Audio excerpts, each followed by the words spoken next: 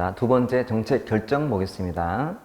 그 앞에 이제 결정 일반으로 되어 있는데 거기는 의의가 있고 결정 과정이 나오고 의의는 별거 없기 때문에 안 봐도 되고 두 번째 결정 과정인데 여기 보시면 총 6개로 되어 있죠. 과정이 문제를 파악을 해서 정의를 해보고 상황 한번 상상해 보세요. 정책 문제를 파악하는 거예요. 담당자인 내가 문제를 파악을 해보고 또는 정의도 해보고 그런 다음에 그 정책을 만들어서 기획했을 때 달성해야 될 목표를 정해보고 실험 문제다. 그럼 실험 문제를 파악하는 거야. 현황도 파악하고 정의해보고 그 다음에 목표를 정하는 거야. 실업률을 이만큼 낮춰야겠다. 그런 다음에 달성할 대안을 찾는 거지. 대안. 자, A, B, C의 대안을 찾아봤어. 그러면 A라는 대안이 가져올 결과를 한번 예측해보는 거예요. 결과를. B라는 대안이 가져올 예측하는데 방법이 되게 많아요. 뭐 모아서 토론하기도 하고 아니면 질문지를 막 보내서 의견을 수렴하기도 하고 해서 대안의 결과를 예측해 본 다음에 그 다음에 비교하는 거야. 자, 이러한 대안이 가져올 결과 이렇게 나온 거야. 나오고 비교한 다음에 이거 하자. 이게 결정 과정이에요. 모든 정책 과정은 시험에 나와요. 그러니까 정책 의제 설정도 과정이 있었잖아요. 어떻게? 사회 문제, 사회적인 이슈, 공중 의제, 정부 의제처럼, 그렇지? 또는 이구 확진처럼 있었고, 자, 결정도 과정이 있고, 정책 집행도 과정이 있고, 정책 평가도 과정이 있어요. 이것도 과정이 있는 거고, 이렇게. 자, 가볼게요. 그러니까 굉장히 많은 내용이 있는데 이렇게 항상 목차를 보는 이유는 목차를 가지고 공부해 나와야 체계가 딱 잡혀요. 나중에 공부 다 한 다음에 꼭 A4 한 장에다가 여기 내용도 많이 나올 거고 요 내용도 많이 나올 건데 이거를 한 장에 나오도록 꼭 정리해 놓으셔야 돼요, 여러분. 정말 꼭 들으셔야 돼요. 이쪽은 그나마 좀 어려운 편에 속하는 것 중에 하나예요. 특히 막 이런 비교 평가를 할 때 이런 과정이. 근데 이게 그냥 단편적으로 알아버리면 부담만 되어 있지 정리가 안 돼. 무조건 여러분들은 보고 나서 이거를 정리하는 습관을 들이셔야 돼요. 그래서 한 장에 표현해 보기. 나중에 제가 한번 다시 드릴게요. 자, 문제 파악하는데 여러분이 문제 풀 때, 시험 문제 풀 때 정답을 결정하는 과정과 비슷한 거예요. 그러면 정답을 결정하는 첫 단계는 문제를 파악해야지. 이 문제가 옳은 것이라고 묻고 있는지 아니면 옳지 않은 걸로 묻는지를 파악을 해야 돼. 근데 만약에 그 문제를 잘못 파악했다면, 즉 옳은 것을 물어본 문제인데 옳지 않은 걸로 파악했다면 그 실수는 중요한 실수예요? 중요하지 않는 실수야? 정말 중요한 실수인 거잖아요. 정말 근본적인 오류인 거예요. 잘못 파악했기 때문에. 이거를 제3종 오류 또는 메타 오류라고 불러요. 자, 문제 파악을 해야 되는데 잘못됐다? 이게 메타 오류 또는 이제 3종 오류.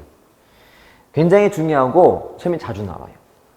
자, 원래 메타라는 말은 영어의 이 메타라는 말은 번역할 때는 보통 근본 또는 뭐 상위라고 번역해요. 상위 오류 또는 근본적 오류. 근본할 때 근본 이런 식으로. 상위, 메타 오류. 정말 근본적 오류를 하는 거예요. 이게 되죠. 자, 그러면 이 정책 문제에도 특징이 있는데, 자, 특징 중에 다 쉬워요. 쉬운데 딱 주의사항이 하나 있는 거예요. 자, 책 보시면, 자, 241페이지에는 거기에 이제 오류에 관한 설명이 나오죠. 메타 오류라 해가지고. 그래서 문제를 잘못 파악한 오류다라고 되어 있고, 이거를 제3종 오류라고 한다. 제3종 오류. 넘겨보시면, 양거라 4번에 봤더니 문제 특징이 나오죠. 공공성, 주관성, 인공성. 특히 주관성에 형광색 발라둘게요. 정책 문제이기 때문에 누가 봐도 공공성을 띈다거나 복잡하기도 하고 정성을 띠기도 하고 동태적이기도 하고. 그런데 왠지 정책 문제 그러면 객관성이 좀 많이 떠올라요. 많은 사람이 헷갈리는 게 그거야. 객관적이지 않나? 아니야, 주관성이야. 이때 말하는 주관성은 담당자의 주관이 개입되는 거야. 그래서 공공성, 주관성, 인공성, 뭐 정치성, 역사성 등등등 이렇게. 그래서 종종 나오는 게 그거예요. 그거 잘 보시면 되고. 밑에 이 구조학 기법이라 했지. 그거 잘 봐요, 여러분. 결정하는 과정에 첫 단추가 문제 파악하는 거예요. 그러니까 첫 단추가 잘못되어 버리면 그건 근본 실수예요. 자, 이 문제를 구조화한다는 것은 쉬운 말로 파악하는 거예요. 응? 문제를 구조화하자. 문제를 파악해 보자. 마찬가지로 그러면 구조화를 잘못하면 몇 종 오류일까요? 그렇죠. 3종 오류예요. 똑같아. 문제 파악의 일종이야. 그 문제 파악은 방법이 좀 많은 거예요. 방법이. 경계 분석, 뭐 분류 분석, 유추 분석, 계층 분석 등 막 나올 거예요. 자, 이런 문제도 사실은 시험에 나오긴 나와요. 나올 텐데 이거를 다음은 복잡하니 키워드만 제가 언급할 거예요. 그것만 딱 해놨다가 역시 매칭만 시켜놓으시면 돼요. 자, 아무튼 문제 파악과 관련돼 있는 모든 오류는 3종 오류다. 그래서 경계 분석, 분류 분석을 하는 이유는 뭘 막기 위한 것이다. 그렇죠? 메타 오류 막기 위한 것이다. 이렇게 보시면 돼. 자, 교재에 경계 분석에서 키워드는 뒤에 그 밑 뒤에 위치, 기간 동그라미 쳐놓기. 위치나 기간 파악하는 거예요. 그 문제가 언제 있었는가? 위치. 얼마간 있었는가? 문제. 기간 같은 거. 이게 경계 분석. 자, 이번에 분류 분석은 기억의 뒤쪽에 보시면 개념 명확히 밑줄. 개념을 명확히 하는 거예요. 됐죠? 3. 계층 분석은 기억에 보이는 원인 동그라미, 원인 식별을 위한 거. 원인 식별. 원인 파악. 우측에 4. 시네틱스 또는 유추 분석은 기억에 유사한 문제 인식 촉진 밑줄. 그러니까 과거에 유사한 뭔가에서 지금의 문제를 파악해 보는 거예요. 유추. 내가 해봤던 경험에서 유추한다 이렇게 하시면 돼. 유추. 거기까지 보시면 돼요. 자, 그 페이지가 내용도 되게 많아 보이고 되게 어려워 보이는 게 사실이야. 하지만 제가 설명드린 제가 책판에 써주고 있는 이 큰 그림들은 나름 의미 있는 거라서 노트에 활용하시면 돼요. 노트에 활용하시되 일단은 키워드 중심으로 정리하자. 키워드 중심으로. 다음은 복잡하니까 일단 그렇게. 자, 넘겨보시면 그 다음 단계가 정책 목표 설정인데요. 이거는 이 영상 안 봐도 돼요. 말 그대로 목표를 정했다. 그리고 그 목표를 달성할 대안을 탐색하는데 이것도 목차만. 대안 탐색. 뭐 과거 사례도 한번 쫓아보고 대안 탐색할 때. 전문가 와서 물어보기도 하고 대안 탐색할 때 하는 말이죠. 그래서 목차하면 되고 그 다음이 중요한데 결과 예측이다. 자, 그 대안을 내가 발견했다 하더라도 이제 결과를 모르기 때문에 그 결과를 예측하는 방식이 크게 3가지예요. 추측도 해보고 투사해보고 예견해보고. 자, 교재 보시면 같이 볼게요. 244페이지 아래쪽에 봤더니 대안의 결과 예측 박스 있죠. 자, 추측이 다른 말로는 직관적 예측이다. 직관. 같이. 직관적, 얘가 직관적이에요. 직관적 예측. 추측, 직관. 투사는 연장적 예측, 연장적 예측. 예견이 이론적 예측이에요. 이렇게. 자, 여러분, 추측 또는 직관. 약간 주관적, 객관적. 누가 봐도 주관적이야. 느낌. 추측, 직관. 이렇게. 그 다음에 연장시켜요. 연장. 뭐, 우리 기간 연장. 내가 어디 가입했는데 회원 기간 연장합시다. 연장. 이렇게. 계약 기간 연장하면 연장 늘리는 거거든. 자, 투사. 비춰보는 거예요. 비춰본다. 그래서 과거의 경향을 봐서 예측해보는 거예요. 우리 기출문제에 경향을 분석하면 다음 문제가 보여 안 보여? 보여. 예측이 되거든. 경향. 출제, 경향 분석. 연장. 시계열. 자, 투사 이쪽 방식은요. 나머지 내용이 필요하지만 여러분 용어만 보시면 돼. 용어만. 투사, 연장, 경향, 시결 다 비슷한 말이에요. 우리가 주식의 동향을 보면, 트렌드를 보면, 추세를 보면, 자, 이게 시간이고, 타임이야, 시. 연결시키는 거거든? 그러면 시간이 흐름에 따라서 주식의 동향이 변해. 주식이 이렇게 막 변해. 주식이 이렇게 흐름이. 그러면 그 다음 보여, 안 보여? 보이잖아요, 이렇게. 투사가 돼. 과거의 데이터를 갖고 있으면 미래가 보이는 거지. 경향을 보면. 이게 연장 투사. 비추어 보는 거지. 당연하죠? 용어만 잘 활용하면 되겠다. 예견도, 자, 선형계획이라든지 뭐 민감도 분석 등인데, 이렇게 구분을 지을게요. 예견에 나와 있는 것들은 7급은 가끔 시험에 나올 때가 있어, 7급은. 9급은 거의 안 나와요. 지금 여기 있는 것들은 나왔던 것들이 그래도. 시험이 어렵다기보다는 나오면 주로 개념 물어봐, 개념. 이거 뭐냐? 그렇다면 민감도 분석인지 회계 분석인지에 보면 뜻만 딱 알면 돼요. 아주 드물게 국회 8급 등에서 내용을 물은 게 있어요. 그거는 예외적인 문제, 예외. 그리고 또 문제는 있잖아요. 문제를 풀면 돼. 그러니까 결국은 예견 쪽은 꼭 문제를 풀어서 한번 경험만 해보자. 책을 미리 찾아서 공부하는 건 비효율적이에요. 아무 의미 없고 제일 어려워요. 제가 정책론 중에서 어렵다는 게 있었잖아요. 그게 이쪽이에요. 이거는 사실 계량 쪽이라서 전공을 하더라도 3, 4년 가야 배우고 배워도 어려워요. 우리 웬만한 사람들은 수치 싫어해요. 그렇지? 싫어해요. 심지어는 통계학을 하지 않으면 어려워해요. 이게. 그래서 이쪽은 그렇게 쉽지 않아서 나오는 게 좀 예외적인 케이스예요. 하지만 시험은 얘가 죽도록 나와요. 이쪽이. 이걸 많이 보시면 되는 거예요. 제가 항상 했던 가장 중요한 저의 어떤 캐치프레이즈? 뭐야? 쉽게 90이야. 이거 열심히 한 것은 어렵게 하는 거예요. 그 쉽게 90이 아니야. 그거는 어렵게 하지만 잘 안 나오는데 그거 왜 해? 나온다면 나왔던 것만 이런 거였어? 까지만 알면 충분하거든.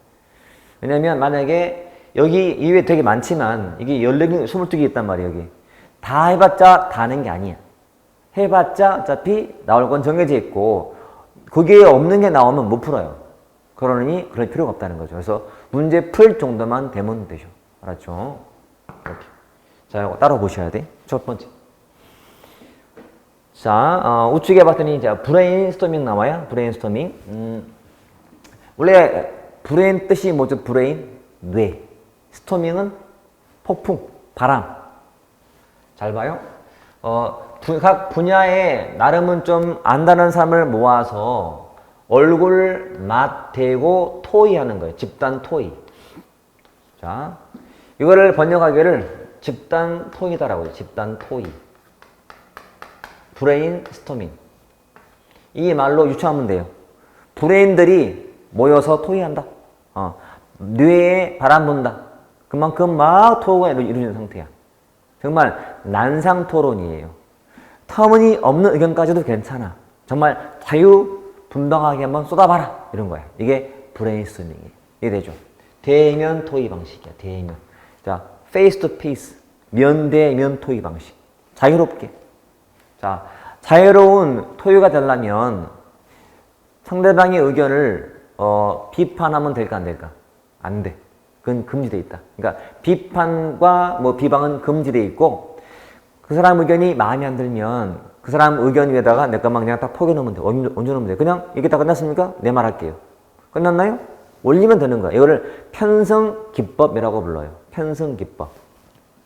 근데 이제 문제가 있어요. 아무리 조건이 상대방 의견을 비판 못하겠지만 이분이 이 분야의 최고 권위자예요. 이 사람은 제자예요. 이 사람의 눈 밖에 나면 그 분야에서 일하기 힘들어져요. 그러면 이 사람이 말한 의견에 대해서 좀 반대되는 말을 할 수가 없어. 찍힐까 봐. 그러니까 또 이 사람이 굉장히 내성적인 사람이면 말을 많이 안 해. 저도 마찬가지. 저 어디 가면 말 안 해요, 여러분. 제가 이제 수업이라서 할 게 있으니까 하는 것이지, 제가 별명 침묵자예요. 저는 말을 안 해요. 저는 있는 듯 없는 듯 티도 안 나요. 저는 말을 거의 안 하거든. 그냥 가만히 있다가 그냥 와요. 저는 술 별로 안 좋아해요. 누가 술 사는데 절대 안 반가워요. 그건 나를 고문하는 거예요. 나는 싫어요. 나는 그냥 술자리 가잖아요. 어쩔 수 없이 가면 이따가 저때가 술 취하잖아요. 나는 몰래 그냥 와요. 나는 있는 중에서 몰라요. 그냥 술 안 먹으니까요. 아무튼 조용한 사람은 말 안 하거든. 그러니까 한계가 있는 거야. 의견 분명히 있어. 말 안 해. 니형 사람이기 때문에. 이게 한계점이에요. 그래서 나온 게 델파이야. 델파이는 한마디로 질문지 방식. 질문지. 설문지 또는 질문지를 통해서 의견을 지금 구하는 거예요. 이런 식으로. 자, 어떤 그 분야의 담당자가 전문가를 선정을 해서 동의를 얻은 다음에 질문지를 발송해요. 질문지를 똑같이 보내요. 보내면 그 질문지에 답을 해서 보내와. 이렇게 보내와. 그러면 모아서 다시 보내줘. 그러니까 질문을 추가하고 받은 질문을 통계내서 보내주는 거야. 그러면 받았는 평균적인 값이 이만큼 나왔네? 그러면 추가된 질문에 또 질문해, 또 보내. 이 과정을 몇 번 왔다 갔다 하다가 나중에는 큰 의견 차이가 없이 대충 중간 값이 나와. 그걸로 그냥 결정 짓는 게 델파이야. 이 과정에 서로 알아 몰라. 익명성이 유지가 돼. 내가 한 의견을 상대방이 나인 걸 몰라. 그러면 무슨 장점이 있을까요? 솔직한 답을 할 수 있다는 거야. 솔직한 답을. 이때는 눈치 보기 때문에 못하거든. 소수가 전 과정을 지배할 수 있잖아요. 소수, 힘 있는 사람들, 발언권 센 사람들이. 하지만 이거는 그럴 필요가 없다는 거예요. 왜? 내 솔직한 답을 하면 되기 때문에. 내가 누군지 모르거든. 이게 일반 델파이예요. 자, 델파이로 다시 나누면 일반 델파이 또는 전통 델파이가 있고 또 한 가지가 정책 델파이가 있다. 정책 델파이. 이건 일반 문제고 정책 문제에 대한 질문지라고 보시면 돼. 자, 차이가 뭐가 있냐면 잘 보세요. 지금 설명드린 것은 일반 델파이였어요. 자, 정책 델파이는 그 분야의 정책 전문가들한테 질문지를 보냈어요. 자, 답을 받았는데 이 사람과 이 사람이 같은 질문에 대해서 답이 아주 달라요. A라는 사람은 그 정책의 효과가 매우 크다로 나왔고 이 사람은 전혀 없다고 나온 거야. 같은 질문에 대해서 답이 달라.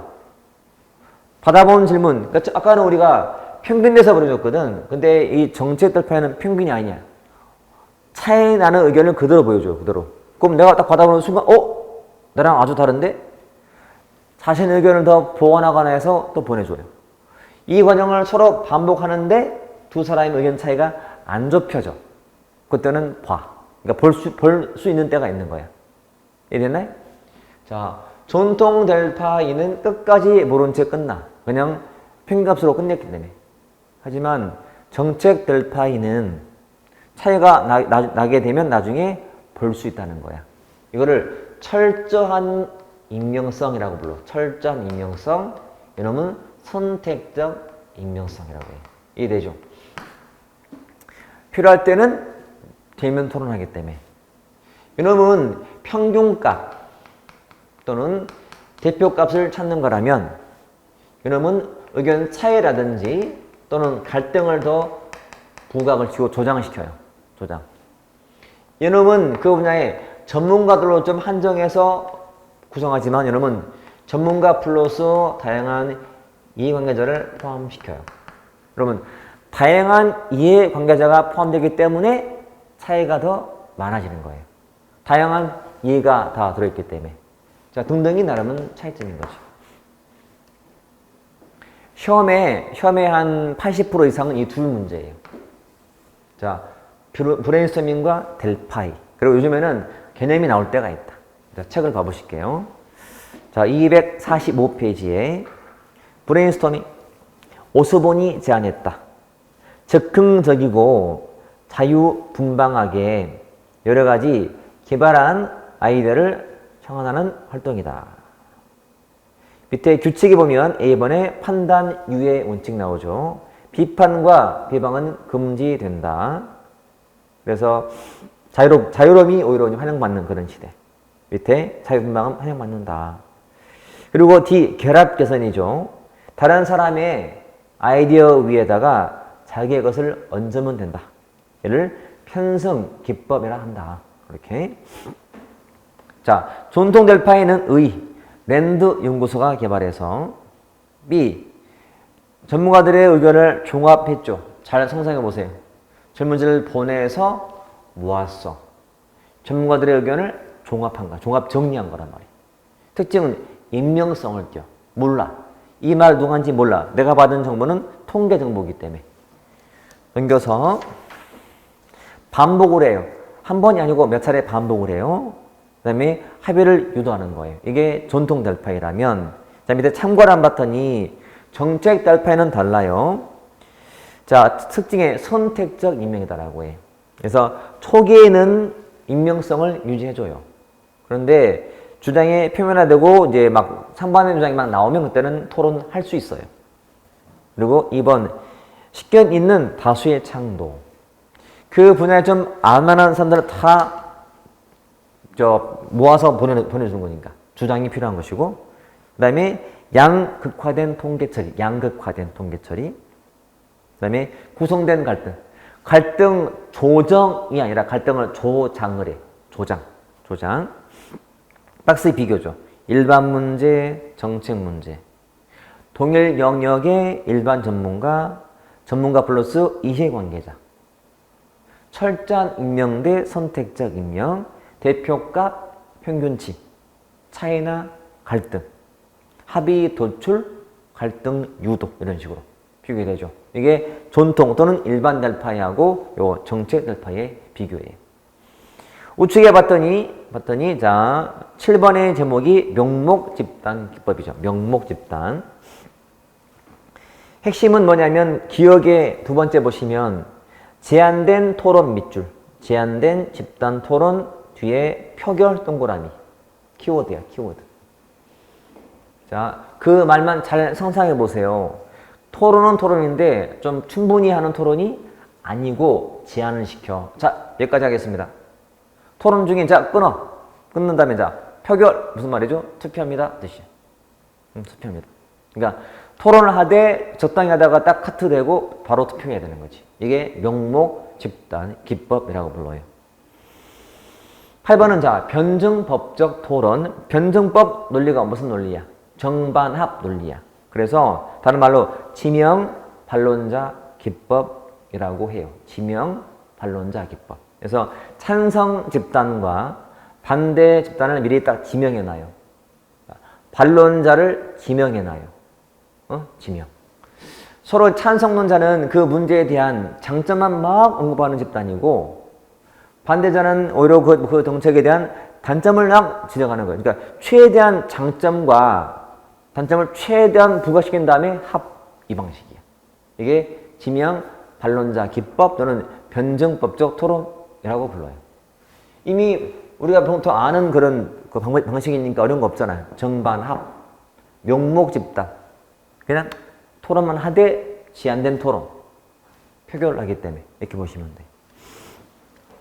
됐지요? 자, 넘겨보시고. 연장 예측은 2, 4, 9페이지에 있는 자, 큰 목차만 보시면 돼요. 기법의 시계열, 리언의 뭐 경향 같은 거. 그러니까 뭐 연장, 경향 이런 식으로. 여기 잠깐 볼래? 이렇게 해주면 나오면 다음 중 뒤안의 결과 예측 방법 중 이론적 예측이 아닌 것 이렇게 물어봐요. 그러면 거의 다 답이 시계열 분석이야. 이러면 연장적 예측이니까. 이거 이론적이고 이건 직관적이니까. 보통은 직관은 사람들의 의견을 구한다고 보시면 돼. 직관적인 것들. 느낌대로. 주관적인 의견을 게시하는 거니까. 토론을 하든 아무튼 질문제 답하는 거 안에 다 주관적인 의견을 내는 거니까. 이렇게. 용어. 됐죠? 자, 이론적 예측은, 자, 지금 나왔던 것들이 다 시험에 나왔던 거라 했잖아요. 요것만 체크했다가 걔네만 참고하시면 돼. 자, 첫 번째, 선형계획 해가지고, 일정한 제약 요건, 즉, 1차 함수라는 제약 조건 하에서 최적을 추구하는 방식이에요. 그거 체크하면 되고, 그 다음에 세 번째, 민감도 분석은 선형계획과 연관되어 있는 거예요. 선형계획으로 나온 결과를 마지막 결론 짓기 전에 검토하는 과정이에요. 민감도 분석이라고 불러요. 넘겨보시고. 자, 대기 행렬 이론. 대기가 무슨 말이지, 대기가? 기다린다, 웨이팅. 행렬, 줄 선다. 뭔가 서비스를 받기 위해서 줄 서는 거예요, 지금 내가. 근데 비용이거든? 내가 지금 등기부 떼려고 왔더니 등기소에 줄이 막 서 있네? 줄이 기네? 내가 지금 나가서 막 상담 하게 되면 막 돈을 많이 벌 사람인데 줄 때문에 돈 못 버는 중이야. 그건 나도 손해지만 사회적 손실인 거예요. 이거 줄려면 어떻게 하면 돼요? 창구를 늘리면 되지. 이것도 비용 들어요. 왜? 직원을 써야 되잖아요. 창구를 만들어야 되기 때문에. 이 비용과 이 대기 비용을 계산해서 더 큰 데로 하자는 거지. 자, 창구 하나를 만들게 되면 직원 월급 주고 유지하는데 1년에 1억이 들어요. 근데 대기 비용이 10억이 줄어요. 당장 설치해야지. 이렇게. 이게 대기 행렬 이론이라고 불러요. 그러니까 서비스를 받기 위한 그런 고객들의 대기 비용과 시설 비용 간의 계산을 통해서 결정하는 거예요. 이게 대기 행렬 이론. 다른 말로 줄서기 분석이라고 한다. 이게 되죠. 그 다음에 회계 분석은 독립 변수와 종속 변수 간의 관계를 알아보는 거예요. 보통 독립 변수가 원인 변수고 종속 변수가 결과예요. 어떤 결과에 대한 원인을 쫓아가 보는 거예요. 회귀해서 돌아가 보는 거예요. 이 결과를 가져온 원인이 뭐지? 알아보는데 원인이 하나면 단순 회귀 분석이고 여러 개면 다중 회귀 분석이다라고 불러요. 자, 걔네만 아시면 돼요. 자, 우측에 평균차 분석도 체크해볼까? 15번에 평균차 분석. 자, 집단 간의 평균차를 검증하는데 그때 밑에 특히 니은번의 7급 기출 문제, 분산 분석. 그래서 2개 이상의 표본에 대한 평균 차이를 분석하는 기법이에요. 어렵죠? 왜 어려워요?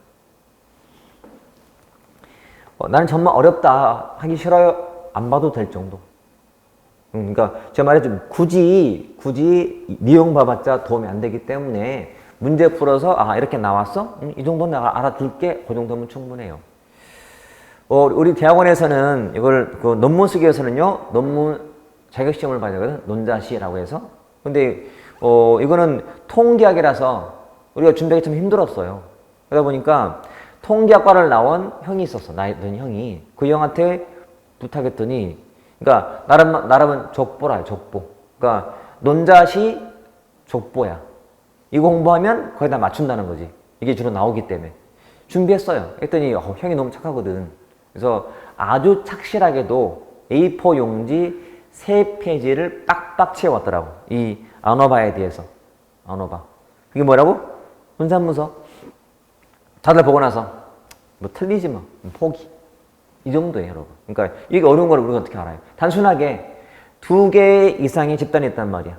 그러니까 A, B, C 이런 집단이 있어요. 평균 차이가 나와요. 그 차이가 왜 생겼지? 알아보는 것이 쉽게 말하면. 이게 아노바 또는 영어로 아노바고 번역할 때 분산 분석이라고 불러요. 그러니까 영어를 알아두셔야 돼. 영어 번역은 달리 가능하니까. 있잖아요. 뭐 별량 분석이라고 하잖아요. 영어 아노바를 이렇게. 우리가 별거 다 배우죠? 별거 다 배워. 저도 이 분야가 쉽지 않아요. 빡빡해요. 빡빡해. 말했잖아요. 웬만하면 편하게 공부하고 싶지 어렵게 안 하고 싶어요. 그래서 대학원 가도 계량 쪽은 수강생이 많지가 않아요. 왜? 다 힘드니까요. 과제가 더 많아. 그 책도 힘들어. 대학원은 맨날 토론시키기 때문에 뭐 학부처럼 그냥 편하게 할 수 있는 기회도 없어요. 힘들게 해야 되거든. 그러니까 대학원이지. 이건 그래서 안 하더라 이거지. 자, 17번도 체크만. 목표계획법. 선형계획을 좀 발전시킨 거였어요. 이건 국회 8급 문제였던 거고. 그 다음에 19번 계층분석기법. 그 의에 10번으로 보시면 돼. 그게 시험에 나왔던 거예요. 우선순위를 설정하고 예측하는데 하나의 문제를 더 작게 분위하고 그 요소들을 짝져서 비교하자. 아, 어려워. 개념 정도만. 됐죠? 그래서 시험에 제가 나왔던 것들을 언급해 드린 거였어요. 공부하시다가 어렵다는 것들은 너무 깊이 들어가지 않기. 좀 나와서 큰 그림을 그려보기. 지금 막 비행기 행렬, 회계 분석, 복잡하고 어려워 보이는 거야. 이걸 가만두면은 요즘 어려워요. 그때는 좀 나와서 예견 방식이었어? 예견. 그럼 투자가 있네? 추측이야? 좀 큰 그림 하에 큰 목차만 알면 충분한 거예요. 나라면 그렇게 공부해. 제가 뭐 시험 보기 위해서 공부할 때도 그렇게 했거든. 저는 공부할 때 이건 시험 나면 이거만 할 거야. 대신 이걸로 이게 막 활용을 해보는 거야. 이렇게도 붙여봐서 이거 되네? 그러면 더 이거 안 봐. 충분하니까. 근데 그건 옛날에 고시에 썼던 방식이고 이거는 799 무리 할 필요가 없어요.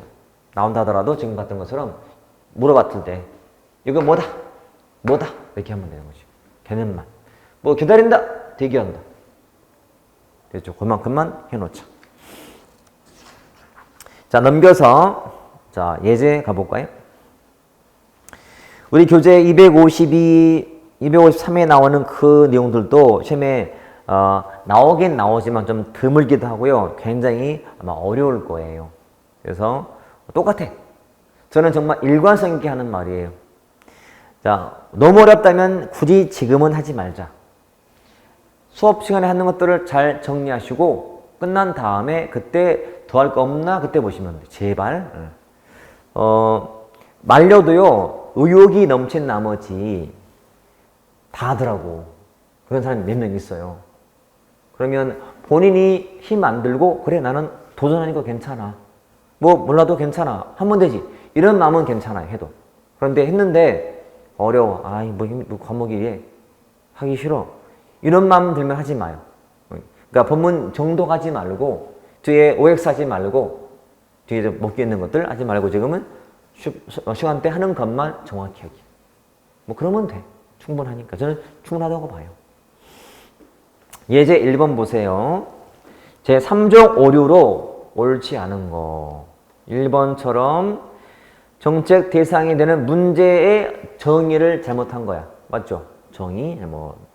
다른 말로 메타 오류라고 불러요. 3회 줄이기 위해서는 경계 분석 등 했죠. 이게 구조학 기법인데 다 3종 오류 막 비운 거 있잖아요. 그럼 답은 4번이지. 왜냐면 자 여러분 메타 오류나 3종 오류는요. 앞에 있던 거, 뒤에 거. 이거는 잘 봐요. 문제의 파악이라든지 인지상의 문제인 것이지 대안상의 문제가 아니에요. 문제는 파악을 잘했어요. 이건 메타오류가 아닌 거야 이미. 근데 수단을 잘못해갈 수가 있어. 이거는 1종이나 2종 오류예요. 옳은 대안을 버리거나 틀린 걸 채택하는 게 1종, 2종 오류란 말이에요. 그러니까 제 3종 오류는 파악이나 정의하는 식의 목표 이상에서 문제인 것이지 대안상의 오류가 아닌 거야. 구분됐어요? 메타 오류나 3종 오류는 근본 오류예요. 수단 찾는 식의 문제가 아니고 그 위에서 인식을 잘못한 오류예요. 옳은 대안을 버리거나 틀린 걸 채택하는 식의 대안의 오류가 아님을 꼭 기억하자. 그건 1종 또는 2종이니까. 이거는 저 뒤에 평가에서 또 할 거예요. 지금은 3종에만 좀 집중하시면 돼요. 2번 문제는 자 옳지 않은 건데 델파이 한마디로 뭐라고요? 질문지. 전문가한테 보냈잖아. 질문서를. 그러면 두 번째 브레인스토밍은 뭐라고? 집단 토의. 면대면 토의. 그래서 초기 단계에서는 타인의 아이디어, 비판하면 안 된다 했지. 그 사람의 의견이나 아이디어가 마음에 안 들어도 뭐 하면 돼?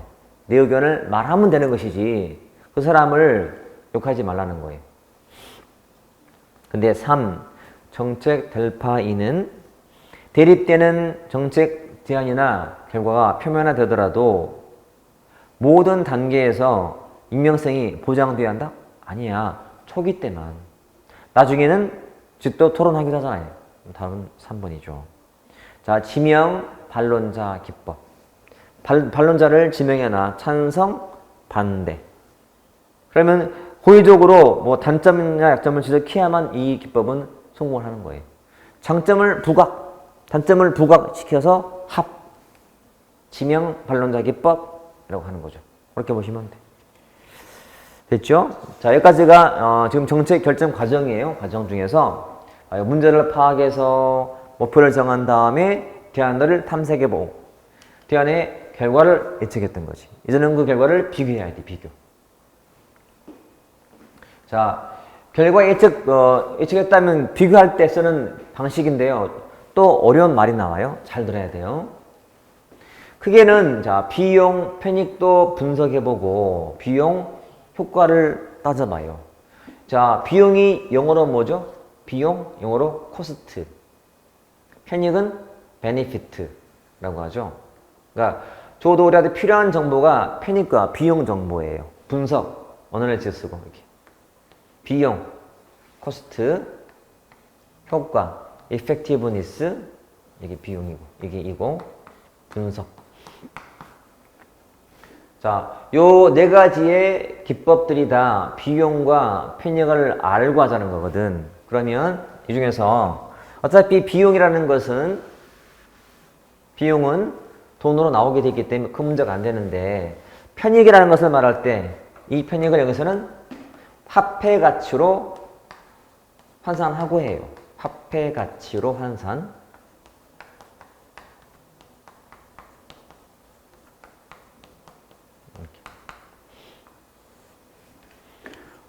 잘 듣고 그러면 종류가 다른 사업들은 즉 이종 사업들은 그 편익을 비교하는 게 어려워 쉬워요. 어렵잖아요. 다른 사업이니까. 국방 사업, 그다음에 뭐 교육 사업, 환경 사업, 복지 사업 이런 사업들은 종류가 다르기 때문에 그 편익이라는 거를 비교하는 게 어려워요. 근데 그 편익을 화폐로 환산했어요. 그러면 비교하는 게 이제 쉬워지는 거지. 이해되나? 국방, 외교, 복지, 교육 사업은 어차피 거기에 들어가는 예산은 있으니까 비용 파악은 돼요. 근데 그 편익이라는 놈을 그냥 비교하는 게 어려워. 국방의 편익이 뭔지 무용적이야. 측정이 어려워요. 복지가 주는 편익이 뭔지 애매해요. 근데 그 편익이라는 놈을 화폐로 해놨어. 화폐로.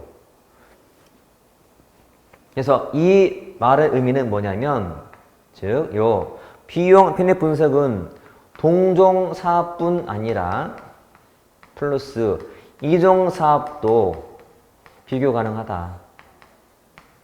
이런 의미가 생기는 거예요. 이래죠. 종류가 같은 사업이면 원래부터 비교 가능했지만 종류가 다른 사업인 이종 사업도 비교가 가능해진 거예요. 왜? 동일한 가치인 화폐로 바꿔놨으니까. 이런 뜻이. 또 한 가지는 이 비용을 한마디만 기억하죠. 여러분, 이 비용은 기회비용이다. 기회비용으로 보자.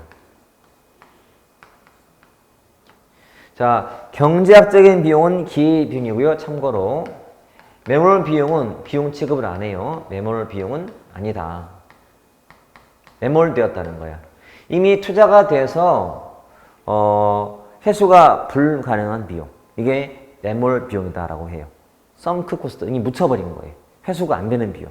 이거는 비용 취급하면 안 돼요. 기회비용이다. 기회비용. 그러니까 이때 비용은 기회비용이요. 이때 편익은 화폐 가치로 환산했다. 보시면 돼. 근데 이게 화폐 가치로 환산이 안 될 때 쓰는 것이 효과 분석이야. 이렇게. 이게 안 될 때 쓰는 방법이 효과. 예를 들어서 잘 들어. 이거 굉장히 의미 있는 거예요. 국어 과외, 뭐 영어 과외, 뭐 도덕 과외, 과외를 막 해. 과외비가 들어가, 비용이 들어가. 만약에 국어의 과외 효과는 책을 읽고 잘 이해하고 막 이런 게 나름 추구하는 목표야. 그 다음에 영어도 영어 읽고 잘 이해하는 게 목표예요. 도덕을 읽고 내가 도덕적인 뭔가를 키우는 거고 내 의식을 키우는 그런 과외란 말이야. 근데 이 세 가지는 단순히기가 어려워요. 왜? 다 다르잖아, 과목이. 근데 이거를 화폐 가치로 쉽게 말하면 계량화 시켜보세요. 한마디로 점수화 시켜봐, 점수화. 그러면 비교가 돼, 안 돼? 되지. 국어에 들어간 과외 비용, 영어에 들어간 비용 대비 점수. 같은 단위인 점수로 바꿔주게 되면 비교가 돼. 근데 지금처럼 안 된 게 있다면 그때는 효과를 보는 거야. 얘가 영어를 과외받고 국사를 받았더니 공부하는 자세가 좀 달라지고 공부를 열심히 하는 게 보여. 효과 있어 없어요? 있는 거지. 좀 완화된 기준인 거지. 이게 효과 분석이라고 보시면 돼요. 그래서 이거는 거기까지만이에요. 다른 것은 안 나와요. 일단 이렇게 해놓자. 그러면 그 비용과 편익이라는 비용과 편익과 비용이라면 이 둘을 갖고 비교하는 거예요. 그러면 편익과 비용 중에서 뭐가 커야 그 사업은 타당하죠? 당연히 편익이 커야지. 기본 논리가, 그렇지? 거기에 들어간 비용보다도 나오는 이익이 더 커야지. 그래야 타당하다고 할 수 있기 때문에. 첫 번째, 자, 순현재 가치가 있다. 순현재 가치. NPV, Net Present Value. 얘는 어떻게 하냐면 편익의 현재 가치에서요, 비용의 현재 가치를 빼주는 거예요. 자, NPV는 빼준다. 편익에서 비용을 빼야 돼. 그럼 뺐을 때 뭐보다 크면 된다, 얘는? 0보다 크면 돼. 양수면 돼, 양수. 양수. 응? 어렵지 않죠? 그러니까 NPV라는 게 뺐다는 말만 알면 돼. 빼기다. 빼서 0보다 크면 돼. 양수면 된다. 두 번째는 자, 편익 비용 비인데요. 편익. 그러니까 B와 C의 비율, 레이시오를 말해. 비율. 얘는 나누기예요. 그러니까 편익의 가치를 요 비용으로 나눈 값이에요. 그러면 당연히 편익이 커야 되기 때문에 얘는 뭐보다 크면 될까요? 얘는 1보다 크면 돼요. 뭐 어려운 거 없죠? 제가 지금 먼저 쉬운 걸 먼저 하고 했다. 1단계 쉬운 거부터. 쉬운 거. 웬만하면 쉬운 걸로 다 풀 수 있어요. 풀 수 있고. 그 다음에 점점 어려워지는 거지. 그러면 세 번째, 내부 수익률이 있다. 내부 수익률. 자, Internal Rate of Return. 수익률. 여러분 사업을 할 때 수익률은 커야 좋아요? 작아야 좋아요? 커야 좋지. 클수록 좋은 대안인 거지. 또는 높을수록 좋은 거예요. 수익률은 높아야 좋은 거니까. 그렇죠? 그 다음에 자본 회수. 내가 지금 투자한 자본이 있는데 A라는 사업은 내가 10억을 투자했을 때 회수하는데 한 3년 걸리는 사업이고 B라는 사업은 10억을 투자해서 10억 회수하는데 5년 걸리면 뭐가 더 좋은 사업이야? 짧은 게 좋지. A. 회수 기간은 짧아야 좋아요. 짧을수록. 또는 빠를수록 좋은 거예요.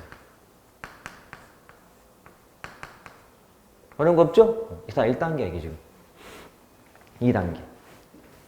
자, 한마디로 MPV는 대규모 사업에 적합해. 대규모 사업. 반대로 얘는 소규모 사업에 적합. 왜냐하면 여러분 비율만 따지면 규모를 알 수가 없어요. 그러니까 규모가 주는 이익, 규모의 경제가 안 나오는 거예요. 얘는 비율만 보기 때문에. 예를 들어서 자, A라는 사업과 B라는 사업이 있다라고 할 때, 자, A라는 사업은 100억이 투자가 돼서 비용이 나온 게 500억이고 B라는 사업은 1000억이 들어가서 3000억이 나와요. 당연히 뭐가 좀 규모가 큰 거요? B가 큰 거잖아. 근데 비율만 따지면 A는 비율이 5잖아. 5배, 얘는 3배니까. 어떤 사업 하게 돼? 이거 하게 돼. 5가 더 비율이 크기 때문에. 그러니까 규모가 주는 이익인 요 2천억을 버리고 400억 버는 거예요. 문제 있는 거잖아. 그치? 이렇게. 그래서 MPV는 이거 클 때 쓰는 게 좋다는 거야. 그러니까 정부가 하는 사업은 주로 규모가 커요, 작아요? 크기 때문에 주로 정부가 쓰는 기준이 MPV라. 이렇게 보시면 돼. 자, 이들은 이 정도 보시고, 그 다음에 요거. 자, 수익률은 큰 게 좋은데, 높아야 좋긴 한데, 이런 말 써요. 적어도 수익률은 NPV를 0을 만들거나 또는 편익 비용 비를 1 만드는 할인율이라고 불러요. 항상 NPV는 0과 비교하는 거고요. 그 다음에 편익 비용 비는 1과 비교한다고 보시면 돼요. 숫자가 바꿔 나와요. 바꿔 나온다. 그러니까 최소한 그 들어간 돈, 그 비용만큼만 이익이 나오면 되는 거야, 편익이. 그러면 이거는 0 되는 거니까. 비용만큼만 편익이 나오면 돼, 0. 비용만큼만 편익 나오면 돼, 1. 최단, 적자는 아닌 거니까, 이렇게. 또는 얘는, 자, 할인율을 모를 때 쓴다라고, 할인율을 모를 때.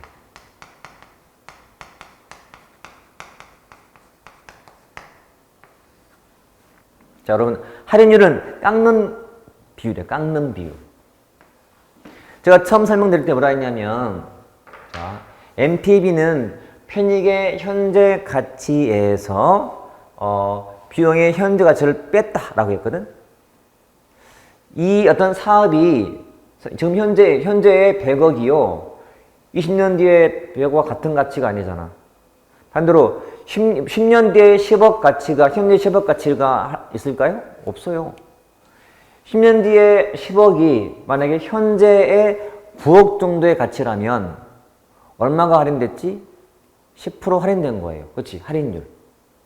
모든 사업은 시간이 흐르면서 가치가 좀씩 깎이게 돼 있어요. 물가가 올라가기 때문에. 그렇지? 그런 뜻이야. 이 둘은 할인율을 알아야 되거든. 할인을 해서 이렇게 빼주기 때문에 나눠주고. 근데 얘는 모를 때 쓸 수 있어요. 그냥 수익이 큰 거 하면 되기 때문에. 이런 거예요. 참고로 할인율은 내용상은 이자율과 비슷해. 이자율.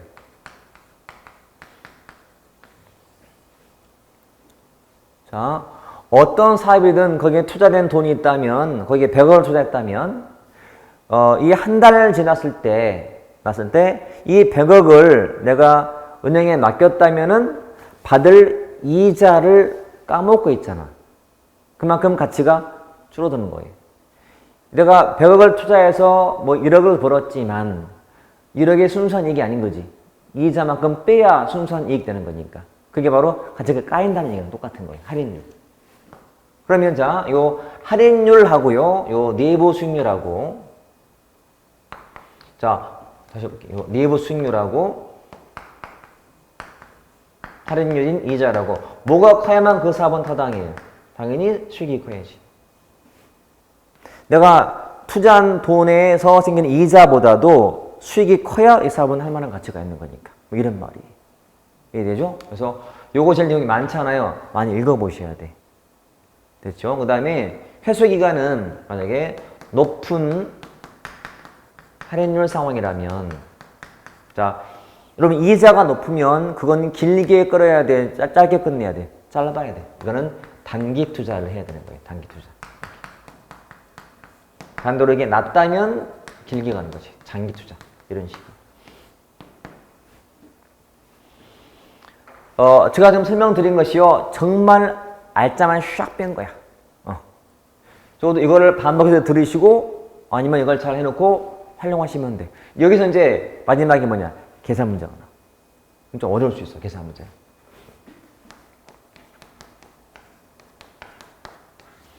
참고로 이건 주로 서울시가 많이 내기 때문에 특히 서울시 보는 사람들은 좀 많이 보셔야 되고, 이거는 나중에 문제 풀 때 조금 내가 한번 풀어볼 거예요. 그때 좀 보충으로 보시면 될 것 같아요. 지금은 여기까지 먼저 하시고. 자, 책 봐볼게요. 자, 우리 교재는 254페이지인데 결과의 비교 평가고 기준 나오고, 밑에 보시면 비교 평가 방법의 첫 번째가 비용 편익 분석이다. 자, 밑에 개념에 A번 봤죠? 비용과 편익을 보는데 편익이 커야 좋다. B번 화폐로 환산하기 때문에 동종사업뿐 아니라 이종사업도 비교할 수 있다.